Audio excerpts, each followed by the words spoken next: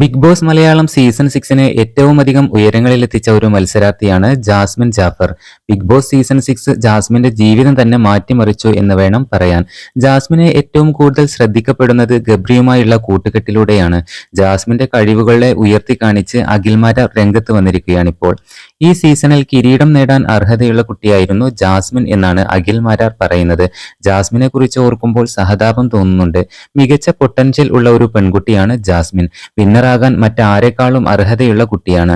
Show അധികം കാണാത്തത് കൊണ്ട് എനിക്കധികം അറിയില്ല എന്നും അഖിൽ പറയുന്നുണ്ട്.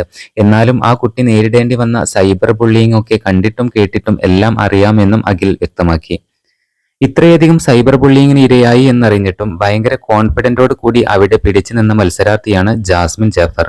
അവരുടെ പെരുമാറ്റത്തിലുള്ള ശരിതെറ്റുകളോ വൈകൃതങ്ങളോ അല്ല ഞാൻ പറയുന്നത്. അതിലുപരി മനസാന്നിധ്യത്തോടു കൂടി തനിക്ക് നേരിടേണ്ടി വന്ന പ്രശ്നത്തെ അതിജീവിക്കാൻ കരുത്ത് കാട്ടിയ ഒരു പെൺകുട്ടിയാണ് ജാസ്മിൻ ജാഫർ. ബിഗ് ബോസിൽ വന്നുപോയ ധീരയായ പെൺകുട്ടിയാണ് ജാസ്മിൻ എന്നും അവളെ സമൂഹം ഇഷ്ടപ്പെടുക തന്നെ ചെയ്യുമെന്നും അഖിൽമാരാർ വ്യക്തമാക്കി. ഈ ഇഷ്ടവും വെറുപ്പുമൊക്കെ ഷിഫ്റ്റ് ആയിക്കൊണ്ടേയിരിക്കും.